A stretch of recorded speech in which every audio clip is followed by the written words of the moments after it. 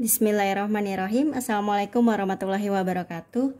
Nah, di pertemuan pertama ini kita akan bahas dulu terkait dengan pengenalan matriks sebelum kita masuk ke materi intinya, materi perkalian matriks, penjumlahan matriks. Nah, kita harus tahu dulu sebetulnya matriks itu seperti apa sih. Oke, nah di sini ada merupakan cara baru yang saya lakukan karena memang kalkulus 3 itu pure matematika sekali. Jadi mudah-mudahan dengan cara baru yang saya lakukan ini kalian bisa lebih memahami kuliah kita selama 1 semester ke depan. Oke, jadi langsung saja ya. Di sini adalah ini memang sudah ada beberapa tulisan yang saya tulis, nanti tinggal kita tambahkan penjelasannya saja. Oke, jadi di sini matriks itu merupakan kumpulan bilangan. Kalau kumpulan bilangan berarti nanti ada banyak bilangan, ada banyak angka, disusun dalam baris, dalam sebuah baris dan kolom di sini. Dilambangkan dalam huruf kapital. Nah, dalam huruf kapital di sini. Nah, contohnya adalah seperti ini. Misalkan matriks A, ini matriksnya itu, misalkan matriks A atau matriks B nanti. Ditulisnya dalam huruf kapital. Kemudian di sini dibuat dalam buka tutup kurung. Di dalamnya disusun dalam bentuk baris dan kolom. Kurungnya bisa seperti ini, boleh juga seperti ini. Jadi bebas, terserah kalian lebih enak pakai yang mana. Paham ya? Nah, sekarang misalkan contohnya di sini adalah ini matriks A di sini. Matriks A. Di dalamnya di sini ada huruf A kecil, A kecil, A kecil, A kecil, ada banyak. Berarti kan ini namanya adalah kumpulan bilangan. Anggap seperti itu. Nah, A kecil di sini, A kecil itu dinamakan dengan yang namanya adalah komponen matriks. Komponen matriks. Nah, ini. Jadi A itu namanya komponen matriks. Nah, sekarang kita tahu bahwa matriks itu disusun dalam baris dan kolom. Nah, ini yang mendatar ini adalah baris. Maka yang seperti ini yang di sini itu dinamakan sebagai baris pertama. Ya, ini baris pertama. Nah, terus yang di sini ini adalah baris kedua. Nah, katakan saja di sini adalah B1. Maka kalau gitu di sini adalah baris yang kedua. Terus yang di sini adalah baris yang ketiga. Nah, seperti itu. Terus yang ini adalah kolomnya. Ini kolom pertama, kolom kedua, kolom ketiga. Jadi di sini saya tulis ini adalah misalkan adalah K1, yang ini adalah K2, yang ini adalah bagian K3. Jadi kalau A ini saya buat komponennya, berarti A yang ada di sini itu terletak di baris 1, kolom ke-1. Berarti saya tulisnya baris dulu seharusnya. 1, 1. Baris 1, kolom 1. Yang ini ada di baris 1 tapi kolom kedua. Baris 1 tapi kolom ketiga. Yang ini ada di baris kedua, kolom ke-1. Baris kedua, kolom kedua. Baris kedua, kolom ketiga. Sama di sini berarti baris ketiga, kolom ke-1. Baris ketiga, kolom kedua. Baris ketiga, kolom ketiga. Ya, jadi selalu dimulai dari baris kolom. Baris baru kolom. Paham ya? Oke, nah kita juga harus tahu di sini ada beberapa jenis-jenis matriks. Yang pertama adalah matriks baris. Baris itu disusun mendatar. Nah, kalau kita lihat contohnya seperti ini, berarti kita bisa mendefinisikan bahwa matriks baris adalah matriks yang bagaimana? Matriks yang terdiri dari satu baris. Nah, jadi hanya ada satu baris. Kalau matriks kolom berarti juga sama di sini. Berarti ini hanya ada satu kolom. Nah, kita tulis di sini. Jadi, yang dimaksud dengan matriks kolom adalah matriks yang terdiri dari satu kolom. Oke, nah seperti ini ya. Nah, sekarang di sini kita masuk lagi ke matriks 0. Matriks 0 berarti seperti ini contohnya. Berarti kalau kita buat definisinya, matriks 0 itu adalah matriks yang bagaimana? Matriks yang kalau isinya matriks itu namanya adalah matriks yang komponen. Matriksnya atau komponennya ini bernilai 0. Nah, gini. Itu adalah matriks 0. Terus sekarang kita lanjut ke 4. Ada juga yang namanya adalah matriks persegi. Coba kalian lihat di sini adalah contoh yang saya buat. A di sini matriksnya seperti ini. Ini namanya matriks persegi. Yang B di sini matriksnya juga seperti ini.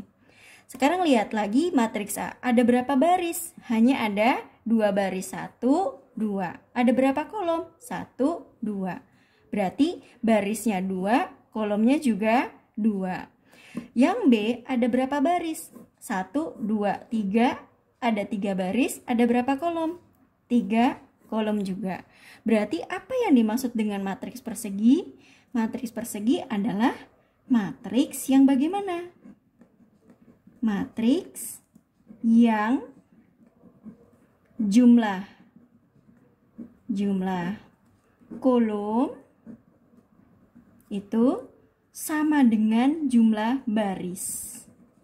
Sama dengan jumlah baris. Nah, ini begini.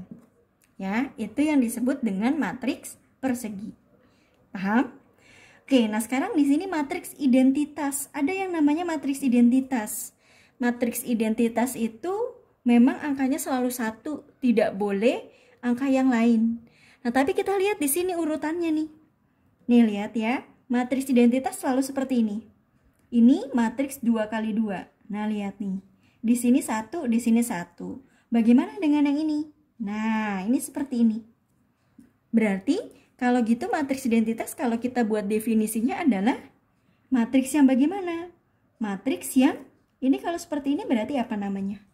Namanya adalah diagonal. Jadi, matriks identitas itu adalah matriks yang diagonal utamanya bernilai 1. Nah, bernilai angka 1. Jadi diagonalnya nilainya adalah angka 1. Oke, paham tentang jenis-jenis matriks? Nah, ada lagi di sini matriks, jenis matriks ada satu lagi. Nah, namanya adalah matriks transpos. Bentar, oke. Ya, saya ganti. Nah, di sini matriks transpos namanya adalah transpos. Matriks transpos itu kalau kita buat ada lambang T kecilnya di atas. Jadi kayak pangkat lah. Nah, transpos di sini adalah pengertian dari transpos itu adalah mengubah komponen baris menjadi kolom. Nah, ini menjadi kolom. Yang dirubah apanya? Yang saya sebut komponennya. Berarti komponen itu adanya di dalamnya. Jadi kalau misalkan di sini ada matriks A, mau dirubah komponen barisnya menjadi kolom, jadi bagaimana caranya? Nah, di sini adalah begini. Berarti AT. T-nya seperti ini. Jadi seperti pangkat. AT dirubah. Yuk kita rubah. Yang tadinya baris kita jadikan kolom. Berarti yang tadinya mendatar kita jadikan vertikal. 4, 5. Terus di sini 2, 8. Ya, seperti ini. Paham? Nah, sekarang di sini juga sama. Coba kita lihat ya. Berarti kalau saya punya matriks B, ini ada matriks B seperti ini. Nah, berarti kalau B, matriks B ini kita transposkan, maka kita ubah baris, setiap baris kita rubah menjadi kolom. Jadi kalau gitu di sini adalah baris ini kita rubah jadi kolom. Jadi 4, 3, 2, terus di sini 1, 5, 7, terus 2, 8, 4. Nah, matriks transposnya menjadi seperti ini. Ngerti ya? Oke, nah sekarang di sini yang C. Kita coba lagi. Di sini saya punya matriks C. Matriks C ini, nah matriks C adalah seperti ini. Kita ubah. Berarti matriks C transpose di sini kita rubah dari yang tadinya baris kita rubah menjadi kolom. Berarti kalau begitu di sini adalah, nah ini kurang panjang ya karena barisnya, nah seperti ini saya panjangin sedikit. Berarti di sini 4 min 1 2 terus kemudian 3 0 minus 3. Nah ini adalah matriks transposnya. Gampang kan? Berarti tadi jenis matriks ada apa aja? Pertama ada matriks baris yang hanya terdiri dari satu baris, matriks kolom yang hanya terdiri dari satu kolom, terus ada matriks 0 di mana semua komponennya bernilai 0, ada matriks identitas adalah matriks yang diagonal utamanya nilainya 1, ada matriks persegi yang jumlah baris dan kolomnya sama. Nah, terakhir di sini ada matriks transpose, yaitu mengubah baris komponen baris menjadi kolom. Paham ya? Oke, nah terus kemudian selanjutnya di sini di dalam pengenalan matriks kita harus paham juga terkait dengan yang namanya adalah ordo. Ordo matriks. Nah, kita harus paham di sini. Ordo itu artinya yang dimaksud dengan ordo di sini, ordo itu adalah baris di sini, baris dikali dengan kolomnya. Nah, jadi kalau matriks A ini berarti kita bisa menulisnya bagaimana? Jadi dia ada berapa matriks A? Ordonya berapa kali berapa? Dia punya ordo berapa baris? Ada 2 baris. Ada berapa kolom? 2 kolom juga. Berarti matriks A ini adalah ordonya 2 kali 2. 2 baris, 2 kolom. Gitu. Nah, sementara yang ini juga sama, matriks B. Matriks B ada berapa baris? Ada 2 baris. Ada berapa kolom? Ada 3 kolom. Berarti kalau gitu matriks B itu mempunyai ordo 2 kali 3. 2 baris dan 3 kolom gitu. Oke, nah sekarang matriks C di sini kita perhatikan. Matriks C itu punya ordo berapa? Ada berapa baris di sini? Ada 3 baris. Berarti di sini adalah 3 dikali 1. Ada 3 baris dan 1 kolom. Oke. Nah, lanjut lagi contoh soal lagi di sini matriks D. Matriks D ada berapa baris di sini? Ordonya ada 3 baris, 3 dikali ada berapa kolom? 3 dikali 2. Paham ya? Gimana? Gampang kan terkait dengan matriks? Oke, nah setelah kalian mempelajari tentang bagaimana itu matriks, penulisannya, ada ordo matriks, jenis-jenis matriks. Nah, baru di sini kita masuk ke operasi antar matriks. Jadi di dalam matriks itu pada intinya ada penjumlahan, ada pengurangan, ada perkalian. Pembagian tidak ada. Nah, kita akan bahas satu persatu dimulai dari penjumlahan dulu. Oke ya. Nah, kita lanjut ya. Bentar, saya ganti di sini. Oke, nah sekarang kita akan bahas di sini ada penjumlahan. Perhatikan ya. Nah, misalkan saya akan masuk langsung contoh soal supaya kalian bisa lebih paham. Nah, di sini misalkan saya punya 3 matriks. Matriks A selalu ditulis dalam huruf kapital. Matriks A komponennya adalah 4, 3, 2, 1. Matriks B komponennya 5, min 1, 2, min 3. Matriks C komponennya adalah min 2, 1, 0, 4. Nah, kita akan coba di sini di dalam penjumlahan, kita akan coba di sini yang diminta adalah A ditambah B, yang B, B ditambah A, yang C, A tambah B, baru ditambah C, yang D, A ditambah B tambah C. Nah, kita akan buktikan satu persatu di sini. Cara untuk penjumlahan matriks itu sebetulnya sangat mudah. Berarti intinya di sini adalah kalau misalkan A ditambah B, maka nanti di sini adalah baris ke 1 kolom ke 1 kita jumlahkan dengan baris 1 kolom 1 juga. Baris 1 kolom 2 dijumlahkan dengan baris 1 kolom 2 juga. Berarti hasilnya di sini sama dengan berapa? Nah, di sini berarti 4 ditambah 5. Jadi hasilnya adalah 9. 3 ditambah min 1. Nah, ini hati-hati nih yang seperti ini kadang-kadang mahasiswa masih suka bingung. Belajar lagi ya kalau masih bingung. Oke, 3 ditambah min 1 berarti 2. Terus 2 tambah 2, 4. Terus di sini 1 ditambah minus 3. 1 ditambah minus 3 berarti minus 2. Betul ya? Oke, hasilnya segini. Nah, sekarang kita balik. Yang tadinya A ditambah B, kita balik. B ditambah A. Kira-kira hasilnya sama enggak? Nah, yuk kita buktikan. 5 ditambah 4, 9. Min 1 ditambah 3, berarti 2. 2 ditambah 2, 4. Min 3 ditambah 1, minus 2. Ternyata hasilnya bagaimana? Hasilnya di sini adalah sama. Jadi, A ditambah B ataupun B ditambah A sama.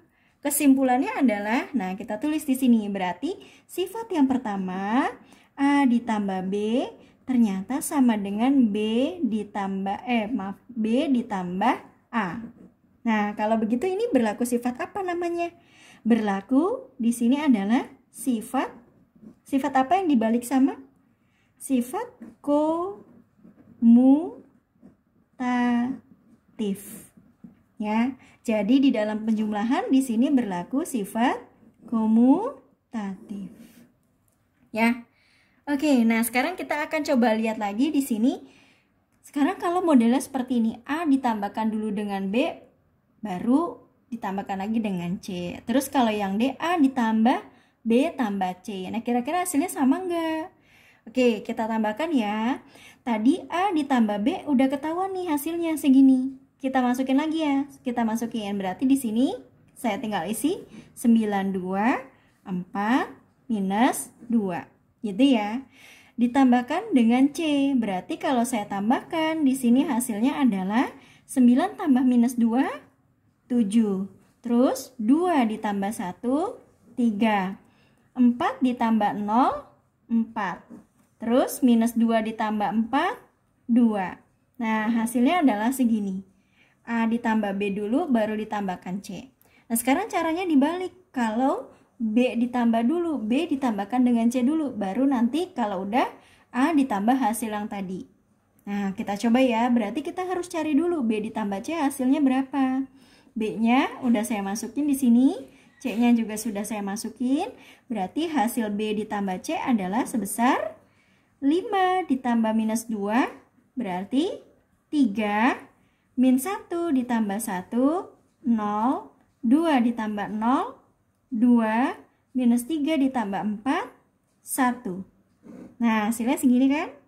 Terus, A ini, A kalau sudah saya masukin ya, 4, 3, 2, 1, saya masukin dengan hasil yang ini. Berarti kalau saya masukin di sini adalah 3, 0, 2, 1. Nah, kira-kira hasilnya berapa? 4 ditambah 3, 7. 3 ditambah 0, 3. Ya, 2 ditambah 2, 4.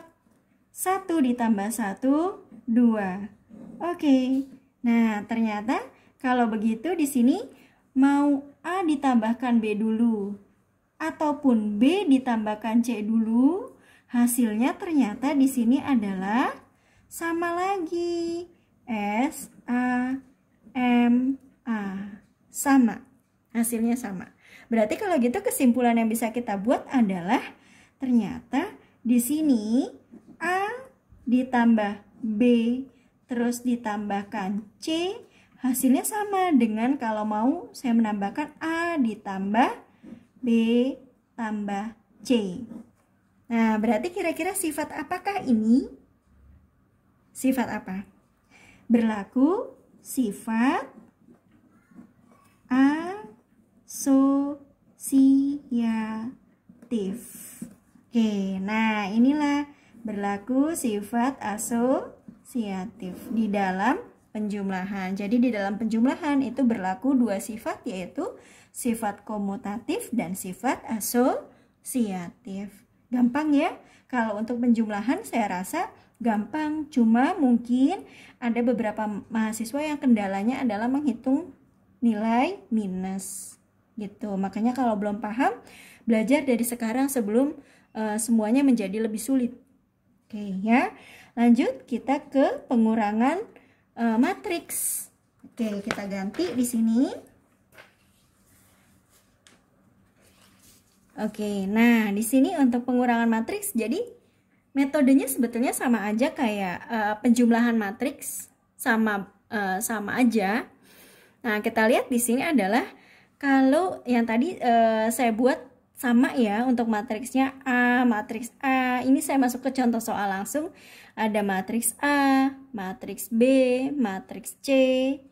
Nah, di sini kalau misalkan adalah matriks, coba dimintanya adalah A dikurangin B. Terus dibalik yang B dikurangin A. Nah, kita lihat nanti sifatnya apakah berlaku sifat komutatif atau tidak.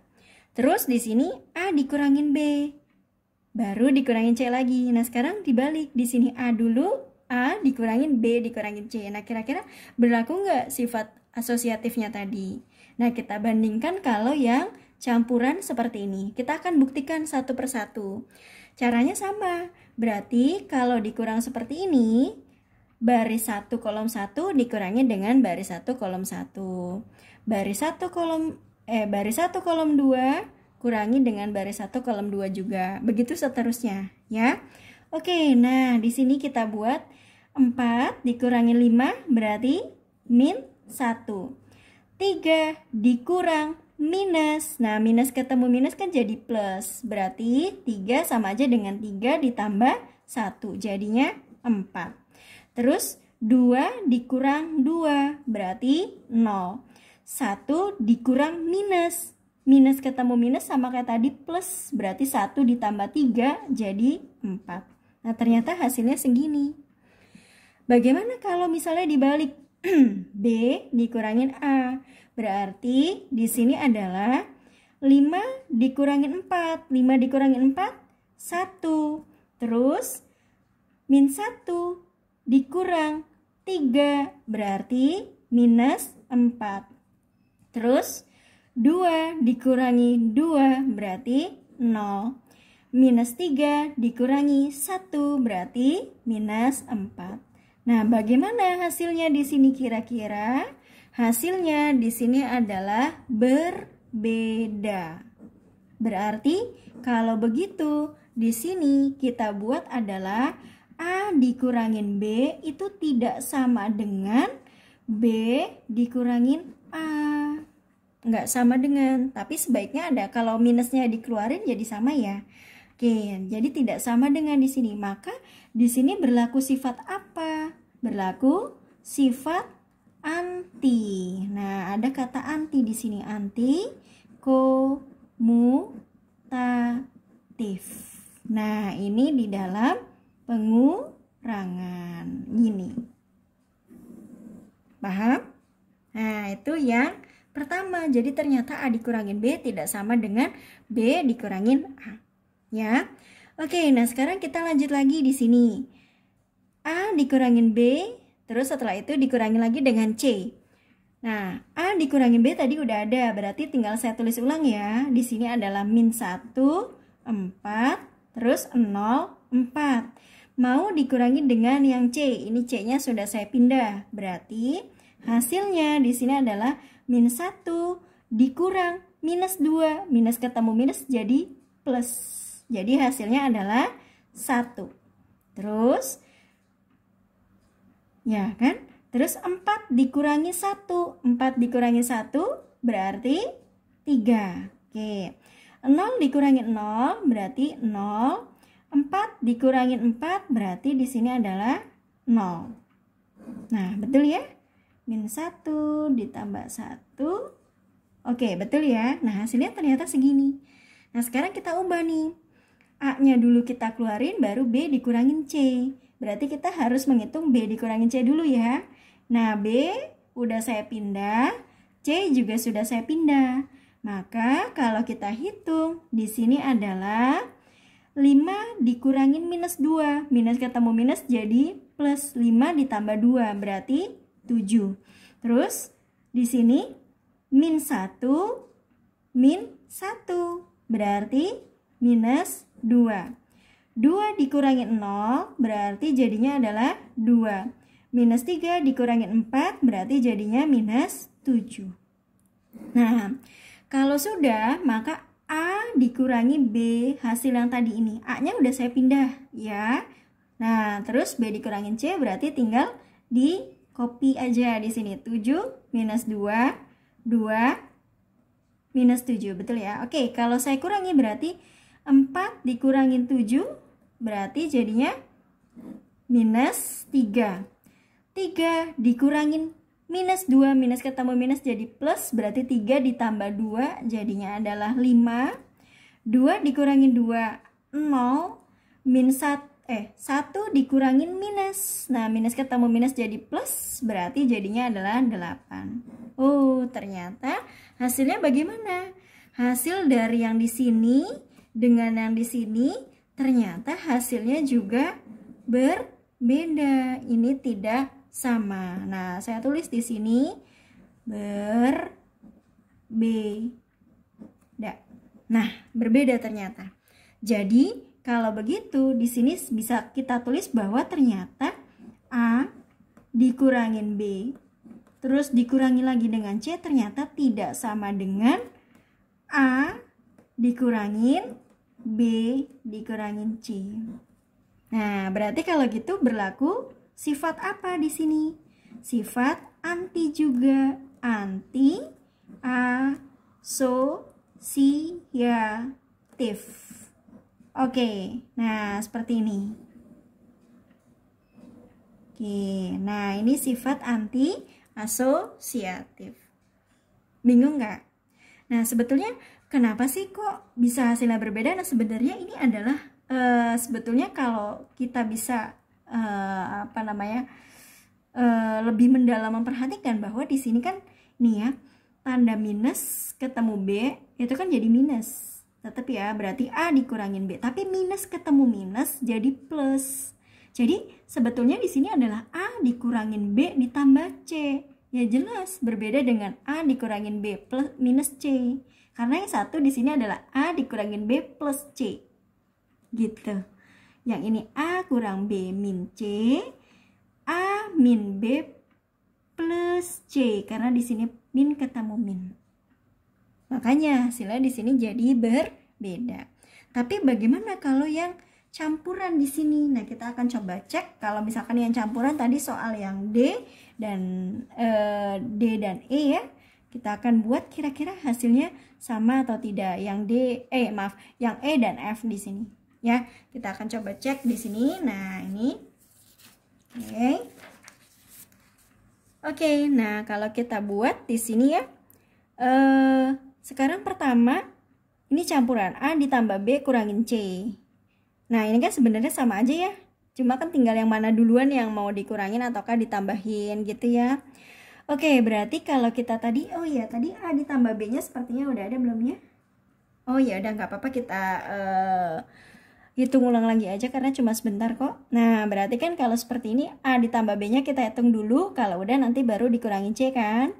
Yuk, kita hitung A ditambah B, berarti di sini tadi hasilnya adalah 9, terus 2, terus 2 tambah 2, 4, terus 1 ditambah minus 3 berarti minus 2. Nah, hasilnya seperti ini. Baru kalau saya pindahin di sini adalah 9, 2, 4, terus minus 2. Gitu kan? Kalau dikurangin berarti 9 dikurang minus 2. Berarti jadinya adalah sama aja dengan 9 ditambah 2. Jadinya 11. 2 dikurangin 1 berarti 1. 4 dikurangin 0 berarti 4. Minus 2 minus 4 berarti jadinya minus 6. Oke, nah hasilnya seperti ini. Nah, sekarang bagaimana kalau misalkan di sini adalah A ditambah B kurang C. A-nya udah ada nih di sini, udah saya masukin. Nah, tadi B dikurang C sepertinya kita sudah menghitung ya. Oke, kita coba lihat lagi. Hasilnya di sini adalah mana ya? B dikurangin C. Oke. Hasilnya sudah ada di sini, bisa kita copy paste. Tuh. Nah, mana ya tadi nih ya, kelihatan nggak ya kalau ke sini ya. Nah ini boleh ya gini aja deh. Nah ternyata B dikurangin C hasilnya di sini adalah nih ya, tadi ini kan 7 minus 2. Nah kalau saya masukin berarti di sini 7 minus 2, 7 minus 2, 2 minus 7. Nah seperti ini kan. Tinggal A-nya udah saya masukin dari yang tadi, A-nya, B dikurangin C-nya udah tinggal siap saya pakai dari sini. Oke, ya. Berarti kalau kita hitung ulang di sini adalah, nah, kalau kita tambahin di sini hasilnya adalah 4 ditambah 7 berapa? 11 ya. 3 ditambah minus 2 berarti 1. 2 ditambah 2 berarti di sini adalah 4. 1 ditambah minus 7 berarti minus 6. Oh, ternyata di sini hasilnya adalah sama. Nah, kenapa kok bisa sama? Berarti kan ini kalau kurung buka dan kurung tutupnya saya lepas, berarti kan sama aja dengan A tambah B dikurangin C kan? Sebetulnya intinya gitu, A tambah B kurangin C. Tapi kalau yang ini berarti kan ini plus ketemu B, berarti kan plus B juga. Plus ketemu min, berarti kan hasilnya minus. Berarti yang ini sama aja dengan yang ini, sebetulnya sama aja kalau A plus ketemu B jadi plus B. Nah, plus ketemu min berarti menjadi minus C. Jadinya seperti itu.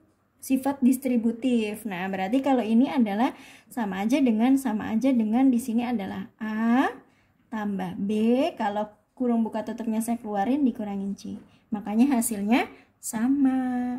Jadi di sini adalah kalau untuk campuran itu adalah berlaku sifat distributif. Tapi tergantung juga sih bagaimana peletakannya. Gitu. Nah, bagaimana untuk pengurangan dan penjumlahan? Kalian sudah paham? Nah, mungkin untuk yang perkalian, karena memang agak sedikit lebih panjang dari penjumlahan dan pengurangan, ini saya jadikan di video kedua. Jadi, video yang pertama itu cukup sampai penjumlahan ini dulu. Kalau ada yang mau ditanyakan, silahkan ditanyakan. Assalamualaikum warahmatullahi wabarakatuh.